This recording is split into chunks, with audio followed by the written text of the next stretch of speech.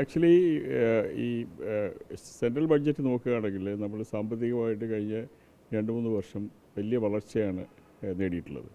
പക്ഷേ കഴിഞ്ഞ ഈ നടപ്പ് സാമ്പത്തിക വർഷത്തിൻ്റെ സെക്കൻഡ് പാർട്ടിൽ ആ വളർച്ചയ്ക്ക് ഒരു ബ്രേക്ക് വന്നിട്ടുണ്ട്.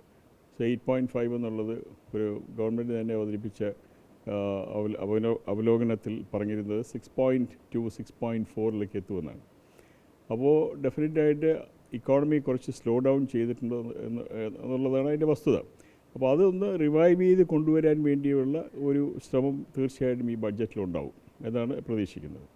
രണ്ടാമത് നോക്കുകയാണെങ്കിൽ ഇപ്പോൾ പല വേൾഡ് ഇക്കോണമീസും നന്നായി പോകുന്ന ഒരു സാഹചര്യമുണ്ട്, ചില ഇക്കോണമീസ് മോശമായി പോകുന്ന സാഹചര്യമുണ്ട്.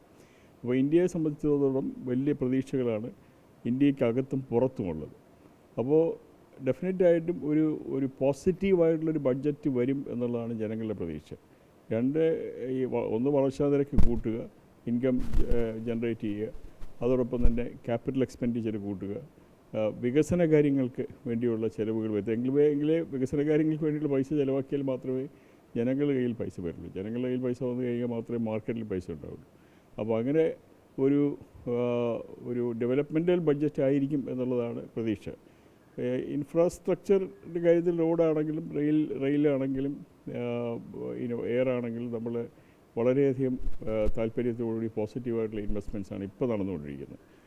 അതിന് കുറച്ചുകൂടി ഒരു ആക്സലറേഷൻ ഉണ്ടാകണം. മറ്റുള്ള ജനറൽ ഇൻഫ്രാസ്ട്രക്ചർ ഇൻവെസ്റ്റ്മെൻറ്റ്സും സെൻട്രൽ ഗവൺമെൻറ്റിന് ഉണ്ടാകേണ്ടത് ആവശ്യമുണ്ട്. പിന്നെ സാലറീഡ് ആൾക്കാർ നോക്കുകയാണെങ്കിൽ തീർച്ചയായിട്ടും ആൾക്കാർക്ക് വലിയ പ്രതീക്ഷയുണ്ട്. ഇൻകം ടാക്സ് ഇതിനകത്തൊരു ബെനിഫിറ്റ് ഉണ്ടാവും, ക്യാപിറ്റൽ ഗെയിൻ ടാക്സിനകത്തൊരു ബെനിഫിറ്റ് ഉണ്ടാവും, ഈവൻ കോർപ്പറേറ്റ് ടാക്സിനകത്ത് പോലും ഒരു സ്ട്രക്ചറൽ ഡിഫറൻസ് വരാൻ സാധ്യതയുണ്ട് എന്നുള്ളതാണ്. നമ്മൾ ഒരു ടോട്ടലായിട്ട് നോക്കുകയാണെങ്കിൽ 2% ഓഫ് ദി പോപ്പുലേഷനാണ് ടാക്സ് കൊടുക്കുന്നത്. അപ്പോൾ ഈ 2% ടാക്സിൽ ബേസിക്കലി കോർപ്പറേറ്റ് ടാക്സും പിന്നെ ഇൻകം ടാക്സുമാണ്. അപ്പോൾ ഈ corporate tax almost about equal പെർസെൻറ്റേജിലാണ്, 40-45% 50-55% ബേസിസിലാണ് നിൽക്കുന്നത്.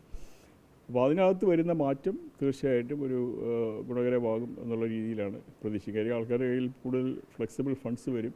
സ്റ്റാൻഡേർഡ് റിഡക്ഷനും എല്ലാം കൂടുകയാണെന്നുണ്ടെങ്കിൽ തീർച്ചയായിട്ടും അതിനകത്തൊരു ബെനിഫിറ്റ് വരും. അതിന് വലിയ പ്രതീക്ഷയിലിരിക്കുകയാണ്. പിന്നെ ടാക്സ് പ്രൊസീജിയേഴ്സ് സിംപ്ലിഫൈ ചെയ്യും എന്നുള്ളത് ഓൾറെഡി തന്നെ ഗവൺമെൻറ് ഇൻഡിക്കേറ്റ് ചെയ്തിട്ടുണ്ട്. അപ്പോൾ ആ പ്രൊസീജിയേഴ്സ് സിംപ്ലിഫൈ ചെയ്യുക, ആൾക്കാരെ കൂടുതൽ ടാക്സ് കൊടുക്കുന്ന ലെവലിലേക്ക് അട്രാക്റ്റ് ചെയ്യുക, പെർസെൻറ്റേജ് റീസണബിൾ ആക്കിയിട്ട് ആൾക്കാർക്ക് അഫോർഡ് ചെയ്യുന്ന ലെവലിൽ ടാക്സേഷൻ വരിക, അതാണ് ഒരു പ്രധാന കാര്യം. ഇപ്പോൾ കഴിഞ്ഞ വർഷം എനിക്ക് തോന്നുന്നത് 10.5 lakhs crores ഇൻവെസ്റ്റ്മെൻറ്റ് ഇൻകം വന്നിട്ടുള്ളതാണ്. അപ്പോൾ അത് കൂട്ടാൻ വേണ്ടിയുള്ള നടപടികളും ഗവൺമെൻറ് ഭാഗത്തു നിന്നുണ്ടാകും എന്നാണ് പ്രതീക്ഷിക്കുന്നത്. അപ്പോൾ പോസിറ്റീവായിട്ടുള്ള ഇപ്പോൾ ഡെവലപ്മെൻറ്റിന് വേണ്ടിയുള്ള ഇൻവെസ്റ്റ്മെൻറ്റ്സ് വരികയാണെങ്കിൽ, ഇൻഫ്രാസ്ട്രക്ചർ ആണെങ്കിലും അല്ലാതെയുള്ള ഡെവലപ്മെൻ്റ് ആണെങ്കിലും വരികയാണെന്നുണ്ടെങ്കിൽ തീർച്ചയായിട്ടും ഇക്കോണമി കുറച്ചുകൂടി ബൂം ചെയ്യും. ഈ വന്ന ബ്രേക്ക് മാറ്റിയിട്ട് പെർസെൻറ്റേജ് ഓഫ് ഇമ്പ്രൂവ്മെൻറ്റ് ഇൻക്രീസ് നമുക്ക് കൂടുതൽ ഗ്രോത്ത് നമുക്ക് കൂട്ടിക്കൊണ്ടുവരുവാൻ കഴിയുന്നതാണ് സെൻട്രൽ ബഡ്ജറ്റിനെ പറ്റി പറയാനുള്ളത്. പിന്നെ ടൂറിസം ആംഗിൾ ഉദ്ദേശിക്കുകയാണെങ്കിൽ ടൂറിസം നല്ലൊരു സെക്ടറാണ്. ഗവൺമെൻറ് ഇൻവെസ്റ്റ് ചെയ്യാനും എക്സ്പോർട്ട് ഏർണിങ്സ് ആയിട്ട് കൊണ്ടുവരാനും ഒക്കെയുള്ള നല്ല രീതിയിലുള്ള ഇൻകം. കാര്യം എന്ന് പറഞ്ഞാൽ ബാക്കിയുള്ള എക്സ്പോർട്ട് ഏർണിംഗ് പോലെയല്ല ടൂറിസത്തിന് if you earn the money it retains here, it doesn't go out, not much percentage like other industries. അപ്പോൾ ടൂറിസത്തിന് നമ്മൾ പ്രതീക്ഷിക്കുന്നത്, നമ്മൾ കൊടുത്തിരിക്കുന്ന റെക്കമെൻഡേഷൻസ് എന്താണെന്ന് വെച്ച് കഴിഞ്ഞാൽ ഒരു എക്സ്പോർട്ട് സ്റ്റാറ്റസ്, ഇപ്പോൾ IT പോലെയോ അല്ലെങ്കിൽ മറ്റുള്ളതുപോലെയോ ഒരു എക്സ്പോർട്ട് സ്റ്റാറ്റസ് ടൂറിസം ഇൻഡസ്ട്രിക്ക് നൽകണം. ടൂറിസം മാർക്കറ്റിങ്ങിന് വേണ്ടിയുള്ള അഡീഷണൽ ആയിട്ടുള്ള അലോക്കേഷൻസ് ഉണ്ടാകണം. ഇന്ത്യ ടൂറിസം ഓഫീസസ് ഉണ്ടായിരുന്നതെല്ലാം തന്നെ ഗവൺമെൻറ് ഇന്ത്യ കഴിഞ്ഞ 2 വർഷമായിട്ട് നിർത്തിയിട്ട് അത് ഇന്ത്യൻ എംബസി വഴി അറ്റാച്ച് ചെയ്തിട്ടാണ് ഇപ്പോൾ ചെയ്യുന്നത്. പക്ഷേ അത് അത്ര ഇഫക്റ്റീവായിട്ട് കാണുന്നില്ല. അപ്പോൾ അതുകൊണ്ട് തിരിച്ച് ഇന്ത്യ ടൂറിസം ഓഫീസേഴ്സായിട്ട് വരികയോ അല്ലെങ്കിൽ ഡെസിഗ്നേറ്റഡ് ഓഫീസേഴ്സിന് വയ്ക്കുകയോ ചെയ്തുകൊണ്ട് മുന്നോട്ട് പോകണം. പിന്നെ ഡെസ്റ്റിനേഷൻ ബേസ്ഡ് ഡെവലപ്മെൻറ്റ് പ്രോഗ്രാമായിട്ടാണ് ടൂറിസത്തിനെ ഗവൺമെൻറ് പുതിയ പോളിസിയിൽ കണ്ടിട്ടുള്ളത്. ഡെസ്റ്റിനേഷൻ ഡെവലപ്മെൻറ്റ് പ്രോഗ്രാം വളരെ അപ്രിഷ്യബിൾ ആയിട്ടുള്ള ഒരു ആശയമാണ്. കാര്യം ഡെസ്റ്റിനേഷൻസ് തമ്മിലുള്ള കോമ്പറ്റീഷൻസ് ആയിട്ട് വരും. അങ്ങനെ വരുമ്പോഴത്തേക്ക് ഡെസ്റ്റിനേഷൻ ഇമ്പ്രൂവ് ചെയ്യുകയാണെന്നെങ്കിൽ ആ ഡെസ്റ്റിനേഷനിലേക്ക് എല്ലാ ഫെസിലിറ്റീസും കൊടുത്തുകൊണ്ട് കൂടുതൽ ആൾക്കാർ ഒക്കെ വരുത്താനും ബാക്കിയുള്ള കാര്യങ്ങളും ഉണ്ടാകും.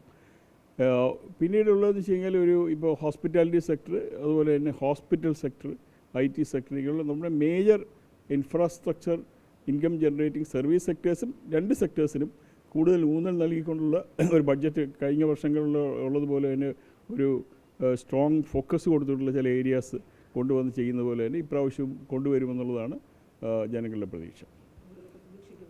തീർച്ചയായിട്ടും സ്റ്റേറ്റ് ഗവൺമെൻറ്റിന് സെൻട്രൽ ഗവൺമെൻറ്റിൻ്റെ സപ്പോർട്ട് ഇല്ലാതെ മുന്നോട്ട് പോകാനൊക്കത്തില്ല. കാര്യം ഇപ്പോൾ GST കളക്ഷൻസ് എല്ലാം തന്നെ എക്സെപ്റ്റ് ട്രാൻസ്പോർട്ടും ലിക്കറും ഒഴിച്ച് ബാക്കിയുള്ളതെല്ലാം തന്നെ പിന്നെ ഗവൺമെൻറ് ഓഫ് ഇന്ത്യയാണ് കളക്ട് ചെയ്യുന്നത്. അപ്പോൾ GST അലോക്കേഷൻസ് കൂട്ടുക, അല്ലെങ്കിൽ ഗവൺമെൻറ് കേരള ഗവൺമെൻറ് കിട്ടേണ്ട അർഹമായ തുക കേരളത്തിന് സമയബന്ധിതമായി കൊടുക്കുക. ഇപ്പോൾ കലാമിറ്റീസ്, വയനാട് പോലെയുള്ള കലാമിറ്റീസോ അങ്ങനെയുള്ള എന്തെങ്കിലും കാര്യങ്ങൾ വരികയാണെങ്കിൽ അതിനുള്ള സപ്പോർട്ട് കൊടുക്കുക. ബാക്കിയുള്ള central allocation of funds on different schemes അത് ഡെഫിനറ്റായിട്ടും അലോക്കേഷൻ വരും. കാര്യം നിങ്ങൾ നമ്മൾ എല്ലാ ബഡ്ജറ്റിലും കാണുന്നതാണ്. പക്ഷേ ആ അലോക്കേഷൻസ് കേരള ഗവൺമെൻറ്റും കൃത്യമായി വാങ്ങിയെടുക്കാനും അതിൻ്റെ പ്രോജക്റ്റ് റിപ്പോർട്ടും ബാക്കിയുള്ള കാര്യങ്ങൾ സമയബന്ധിതമായി കൊടുക്കാനും അത് തന്ത്രപരമായി അത് വാങ്ങിയെടുത്ത് അത് പ്രോജക്റ്റിൽ ഇൻവെസ്റ്റ് ചെയ്ത് അത് കൂടുതൽ പ്രയോജനകരമാകാനുമുള്ള ഒരു സംവിധാനം കൂടി കേരള ഗവൺമെൻറ്റിൻ്റെ ഭാഗത്തുനിന്ന് ഉണ്ടാകണം. അതുണ്ടാകുന്നില്ല എന്നുള്ളതാണ് സെൻട്രൽ ഗവൺമെൻറ് പരാതി. അതുണ്ടാകുന്നു എന്നാണ് സ്റ്റേറ്റ് ഗവൺമെൻറ് പറയുന്നത്. പക്ഷേ എവിടെയാണ് ഒരു ഗ്യാപ്പ് എന്നുള്ളത് നമുക്ക് മനസ്സിലാകുന്നില്ല. അപ്പോൾ സെൻട്രൽ ഗവൺമെൻറ്റുമായിട്ടുള്ള ഒരു ധാരണയിൽ പോയാൽ മാത്രമേ സ്റ്റേറ്റ് ഗവൺമെൻറ്റിന് പ്രയോജനപ്പെടുത്തുള്ളൂ. ഇതിനകത്തൊരു ഒരു ഒരു അൺനെസസറി പൊളിറ്റിക്കൽ കോൺട്രവേഴ്സിയുമായിട്ട് പോയി കഴിഞ്ഞാൽ ഒരിക്കലും സ്റ്റേറ്റിന് അത് പ്രയോജനകരമാകത്തില്ല. പൊളിറ്റിക്സും ബാക്കിയുള്ള കാര്യങ്ങളെല്ലാം മാറ്റിവെച്ചുകൊണ്ട് വികസനമായ കാര്യങ്ങൾ സ്റ്റേറ്റ് ഗവൺമെൻറ് സെൻട്രൽ ഗവൺമെൻറ്റുമായി സഹകരിച്ച് പോകണം എന്നുള്ളത് തന്നെയാണ് എൻ്റെ പേഴ്സണലായിട്ടുള്ള അഭിപ്രായം. രണ്ട്, സ്റ്റേറ്റ് ഗവൺമെൻറ് ഒരു കേരളത്തെ ഒരു ഒരു വ്യവസായ സൗഹൃദ സംസ്ഥാനമാക്കി മാറ്റാൻ വേണ്ടിയുള്ള ഒരുപാട് നടപടികൾ എടുക്കുന്നു. ഇപ്പോൾ വിഴിഞ്ഞം ഫോക്കസ് ചെയ്തുകൊണ്ട് 2 ദിവസം ഇവിടെ കോൺക്ലേവ് നടന്നു. ഫ്യൂച്ചർ സമ്മിറ്റ്, വീണ്ടും ഒരു ഇൻവെസ്റ്റ്മെൻറ്റ് സമ്മിറ്റ് ഫെബ്രുവരി അവസാനം കൊച്ചിയിൽ നടക്കുന്നുണ്ട്. വിവിധങ്ങളായ ചെറുകിട വ്യവസായങ്ങളെ സംബന്ധിച്ചുള്ള ഡിഫറൻ്റ് ആയിട്ടുള്ള സമ്മിറ്റ്സ് നടക്കുന്നുണ്ട്. അങ്ങനെ വ്യവസായ സൗഹൃദപരമായിട്ടുള്ള അന്തരീക്ഷം സൃഷ്ടിക്കുവാൻ വേണ്ടിയുള്ള ഒരുപാട് നടപടികൾ കേരള ഗവൺമെൻറ് എടുക്കുന്നുണ്ടെങ്കിലും കാര്യമായിട്ടുള്ള സബ്സ്റ്റാൻഷ്യലായിട്ടുള്ള ഇൻവെസ്റ്റ്മെൻറ്റ് കൊണ്ടുവരാൻ വേണ്ടിയുള്ള ഇഫക്റ്റീവായിട്ടുള്ള കുറച്ചുകൂടി ഉള്ള ഊന്നൽ നൽകിക്കൊണ്ടുള്ള ചില പദ്ധതികളൊക്കെ ആയിട്ട് പോവുകയാണെങ്കിൽ തീർച്ചയായിട്ടും ഇൻവെസ്റ്റ്മെൻറ്റ് വരുമെന്നുള്ളതാണ്. അപ്പോൾ ഒരു അറ്റ്മോസ്ഫിയർ പോസിറ്റീവാണ്, അതിനകത്ത് സംശയമില്ല. അതിനകത്തുള്ള ഈ നമ്മുടെ ഈ പണ്ട് കാലത്തുണ്ടായിരുന്നുള്ള സമരമോ അങ്ങനെയുള്ള പ്രശ്നങ്ങളോ ഒക്കെ ഇപ്പോൾ വളരെ കുറവാണ്. എക്സെപ്റ്റ് ഒരു ചെറിയ ഇൻസിഡൻസ് ഇപ്പോൾ ചെറിയ ആൾക്കാർക്ക് ഉണ്ടാകുന്ന ചിലപ്പോൾ ഹൈലൈറ്റ് ചെയ്യപ്പെടുന്നുണ്ട്. പക്ഷേ അതിനേക്കാൾ ഉപരിയായിട്ട് ഓവറോളായിട്ടുള്ള ഒരു പോസിറ്റീവ് ഇമ്പാക്റ്റും ഒരു പോസിറ്റീവ് ഇംപ്രഷനുമാണ് കേരള സ്റ്റേറ്റ് നൽകുന്നത്. പക്ഷേ നമുക്ക് ബാക്കിയുള്ള സംസ്ഥാനങ്ങളെ പോലെ തന്നെ നമുക്കിവിടെ ഭൂമിയുടെ ലഭ്യത കുറവാണ്. അപ്പോൾ അതുകൊണ്ട് ഭൂമി കൊടുത്തുകൊണ്ടുള്ള വലിയ ഇൻഫ്രാസ്ട്രക്ചർ പ്രോജക്ട്സ് വരാൻ പ്രയാസമാണ്. അതേസമയം ഈ സോഫ്റ്റ് ഇൻഡസ്ട്രീസിന് വളരെയധികം സാധ്യതയുണ്ട്. IT പോലെയുള്ള മേഖലകളിൽ കൂടുതൽ സാധ്യതയുണ്ട്. ടൂറിസത്തിന് സാധ്യതയുണ്ട്. ഹെൽത്ത് കെയറിന് സാധ്യതയുണ്ട്. അതുപോലെ തന്നെ എഡ്യൂക്കേഷൻ പരമായിട്ട് നോക്കുകയാണെങ്കിൽ നമുക്ക് വലിയൊരു ഡ്രെയിൻ ഇപ്പോൾ നടക്കുന്നുണ്ട്. സ്റ്റുഡൻസ് എല്ലാം തന്നെ വെളിയിലോട്ട് പോകുന്നൊരു സാഹചര്യമുണ്ട്. അത് മാറ്റിയെടുക്കാൻ വേണ്ടിയുള്ള ശക്തമായ നടപടികൾ ഗവൺമെൻറ് ഭാഗത്തുനിന്ന് ഉണ്ടാകുന്നുണ്ടോ എന്നുള്ളത് സംശയമാണ്. കാര്യം എന്ന് പറഞ്ഞാൽ ഇപ്പോഴും ഇഷ്ടംപോലെ റിക്രൂട്ട്മെൻറ്റാണ് ഈ സ്റ്റുഡൻസ് മുഴുവൻ പുറത്തോട്ട് പോകുന്ന സാഹചര്യം. അപ്പോൾ അതുകൊണ്ട് അത് റീറ്റെയിൻ ചെയ്യാനുള്ള ഏക ഒരു സാധ്യത എന്ന് പറയുക വെളിയിലുള്ള ഏറ്റവും പ്രധാനപ്പെട്ട സർവകലാശാലകളുടെ ക്യാമ്പസുകൾ ഇവിടെയുള്ളവരുമായിട്ട് അസോസിയേറ്റ് ചെയ്തുകൊണ്ട് ഇവിടെ വരികയാണെങ്കിൽ കുട്ടികളുടെ ഈ പഠനവും നന്നായി നടക്കും. അവർക്കിവിടെ ജോബിനും സാധ്യത ഉണ്ടാകും. അതോടൊപ്പം തന്നെ ഈ പൈസ ഇവിടെ നിന്ന് വെളിയിലോട്ട് പോകാതിരിക്കുന്ന സാഹചര്യം ഉണ്ടാകും. അപ്പോൾ അത് നമ്മുടെ ഇക്കണോമിക്ക് അനുകൂലമായ സാഹചര്യം ഉണ്ടാകും.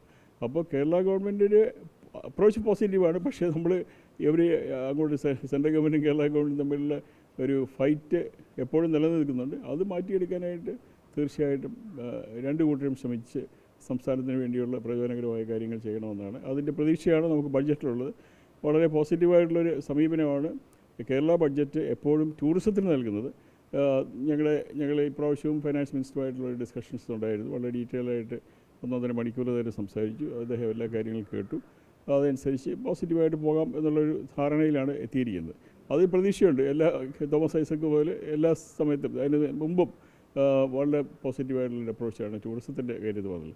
ഇൻഡസ്ട്രീസിൻ്റെ കാര്യത്തിൽ ഈ ഇൻഡസ്ട്രീസ് മിനിസ്റ്റർ P. രാജീവും വളരെ ആക്റ്റീവായിട്ട് വർക്ക് ചെയ്യുന്നുണ്ട്. ടൂറിസം മിനിസ്റ്റർ ശ്രീ റിയാസും വളരെ കാര്യമായിട്ട് തന്നെയാണ് ടൂറിസം ഇൻഫ്രാസ്ട്രക്ചറും ഇമ്പ്രൂവ് ചെയ്യാൻ വേണ്ടിയുള്ള ഒരുപാട് ശ്രമങ്ങൾ നടത്തിക്കൊണ്ടിരിക്കുന്നത്. പ്രൈവറ്റ് സെക്ടർ, കേരളത്തിലെ ടൂറിസത്തിൻ്റെ പ്രൈവറ്റ് സെക്ടർ ഓൾസോ വളരെ ഇഫക്റ്റീവായിട്ട് ഒരുപാട് കാര്യങ്ങൾ മാർക്കറ്റിങ്ങിന് വേണ്ടിയും ഒരുപാട് ഇൻവെസ്റ്റ്മെൻറ്റ് നടത്തി മാർക്കറ്റിങ്ങിന് വേണ്ടിയും ഇൻഫ്രാസ്ട്രക്ചർ ഡെവലപ്മെൻറ്റും പുതിയ പ്രോപ്പർട്ടീസ് വരാൻ പുതിയ ഡെസ്റ്റിനേഷൻസ് കൊണ്ടുവരാനും വേണ്ടിയുള്ള ശ്രമങ്ങൾ അവർ നടത്തുന്നുണ്ട്. Kerala travel mart society, confederation of Kerala tourism industry, ഇങ്ങനെയുള്ള പ്രധാനപ്പെട്ട അംബർല ഓർഗനൈസേഷൻ, ടൂറിസമായി പ്രവർത്തിക്കുന്ന മറ്റുള്ള ഓർഗനൈസേഷൻ തന്നെ സംയുക്തമായി ഒരു വലിയ പാർട്ട്ണർഷിപ്പോടുകൂടിയാണ് ടൂറിസം മേഖലയിൽ പ്രവർത്തിക്കുക. ആ പാർട്ട്ണർഷിപ്പ് ബാക്കിയുള്ള മേഖലയിൽ ഇപ്പോൾ ഹെൽത്ത് കെയർ സെക്ടർ ആയാലും മെഡിക്കൽ വാല്യൂ ട്രാവൽ ആയാലും ബാക്കിയുള്ള ഇൻഡസ്ട്രി സെക്ടറിൽ അങ്ങനെ ഒരു പാർട്ട്ണർഷിപ്പ് എല്ലാ സ്ഥലത്തും വരികയാണെങ്കിൽ തീർച്ചയായും കേരളത്തിൽ നല്ല രീതിയിൽ മുന്നോട്ട് പോകാൻ കഴിയും.